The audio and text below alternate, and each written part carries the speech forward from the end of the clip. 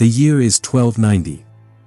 In the damp underbelly of London, a heavy iron door groans open, the rusted hinges shrieking like a wounded animal. A woman is dragged across the threshold, her boots scraping against stone that is slick with ancient grime and the condensation of 1,000 breathers. She is not entering a place of rehabilitation, she is stepping into a void where the laws of man dissolve into the cruelty of the dark. For the women cast into the prisons of medieval Europe, the horror begins not with the sentence, but with the silence that follows the slamming of the door. Imagine the sensory assault of that first moment. The air is thick, carrying the metallic tang of old blood and the suffocating stench of unwashed bodies confined in a space without ventilation. In 13th century England, these places were known as jails, while across the Channel in France, they were whispered of as gaols. But regardless of the language, the translation was pain.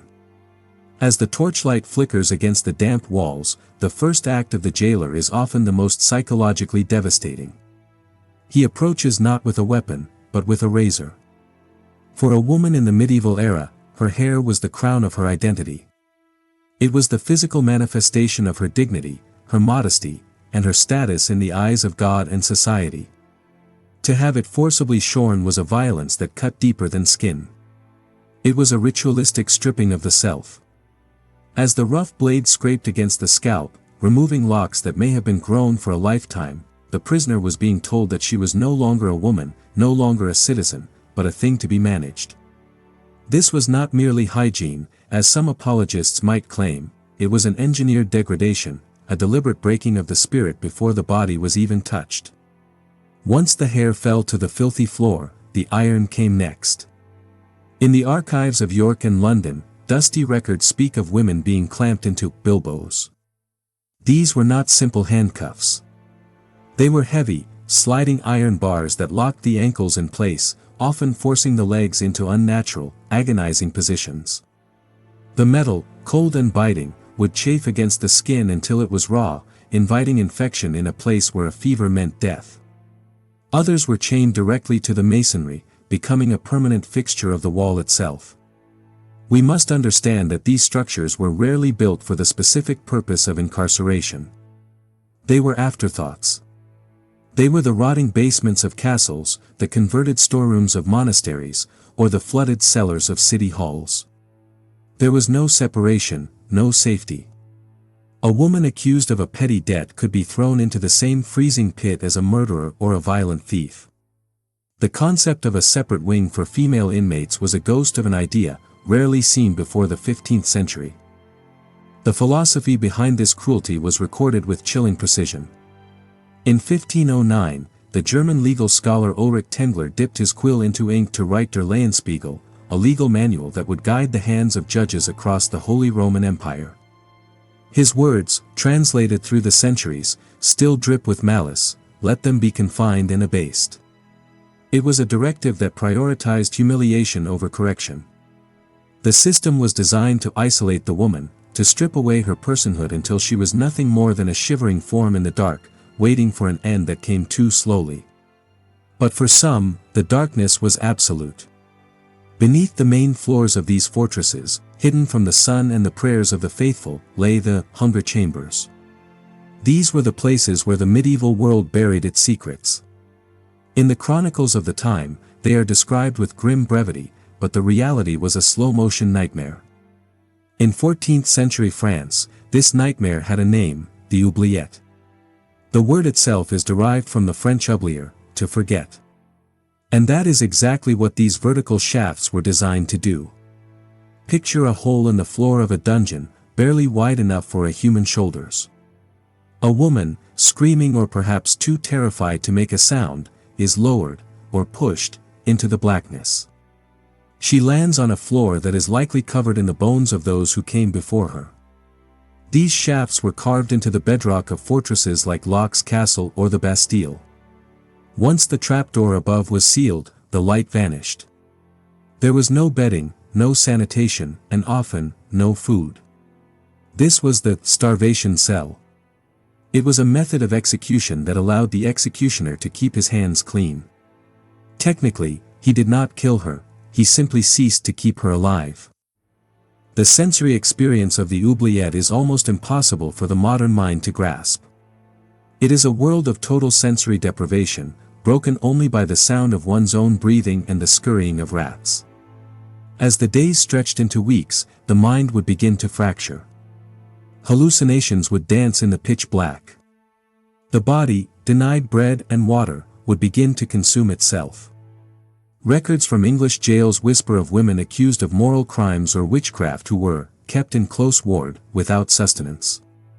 They lay in their own filth, their skin breaking out in sores, their bodies becoming hosts to lice and vermin. Death in an oubliette was not a singular event, it was a process. It came through the delirium of dehydration, the agonizing cramps of malnutrition, or the fever of septic blood. The screams that echoed up the shaft would eventually turn to whimpers, and then to silence. When the trapdoor was finally opened, it was only to retrieve a corpse to be buried in unmarked earth. This was the ultimate erasure. The woman was not just killed, she was unwritten from existence. Yet, not all tortures were hidden in the dark. Some were designed to be spectacularly public, written on the skin for all to see. In the medieval mind, crime was often indistinguishable from sin. A woman did not need to steal or kill to face the wrath of the law, she simply had to be perceived as immoral. By the late medieval period, the state began to use the human body as a canvas for its moralizing. This was the era of the brand. In Scotland, under the 1424 Act of Parliament, women who were deemed unmannerly or idle, a vagueness that terrified the populace, could be subject to marking with iron. This was not a quick punishment. It was a ceremony of agony. Imagine the scene in a public square. The brazier is lit, the coals glowing a malevolent orange. The iron is heated until it radiates a heat that distorts the air around it. The crowd gathers, a mixture of curiosity and fear in their eyes. The accused woman is restrained. When the hot metal meets the flesh of her cheek, her hand, or her chest, the sound is a distinct hiss, followed immediately by the smell of burning skin, a scent that no one ever forgets. In England, this practice evolved into a systematic cataloguing of vice. By 1563, under the reign of Queen Elizabeth I, statutes targeted nightwalkers, women suspected of prostitution or vagrancy. The law demanded they be marked, sometimes with a letter V burned into their upper body. This was a life sentence. A woman branded in this way could never hide her past. She was a pariah, walking through society with her sins screamed by her scars. The Bridewell Palace in London stands as a monument to this transition from royal residence to House of Horrors. Converted into a prison by King Edward VI in 1553, it became synonymous with the punishment of disorderly women. Here, the whip and the brand were the tools of the trade. The 15th-century jurist Fortescue, in his work De Laudibus Legum Anglii, justified this brutality with a single, chilling logic: the correction of sin is visible to all, that others may fear and not fall. The brand was a permanent destruction of social status. It ensured that the woman could never marry well, never find honest work, and never reintegrate into the community. She was forced into the very margins of society that the law claimed to despise. But the deepest circle of this hell was reserved for those accused of the ultimate betrayal of God, witchcraft. Before the stake, before the fire, there was the interrogation. And in the medieval judicial system, interrogation was synonymous with torture. The logic, endorsed by both church and state, was that the truth was a physical object deeply hidden inside the body, and it had to be squeezed out. The turning point came in 1487 with the publication of the Malleus Maleficarum, written by the inquisitors Heinrich Kramer and Jacob Sprenger. This book was a manifesto of misogyny, arguing that women were naturally prone to the seductions of the devil. It gave a theological green light to the most horrific acts of violence imaginable. In the dungeons of Germany, Italy, and Switzerland, the tools of the trade were laid out with surgical precision. The most infamous was the strappado. A woman accused of witchcraft would have her arms tied behind her back. A rope, tossed over a pulley in the ceiling, would hoist her into the air. She would hang there, the entire weight of her body pulling against the unnatural angle of her shoulders.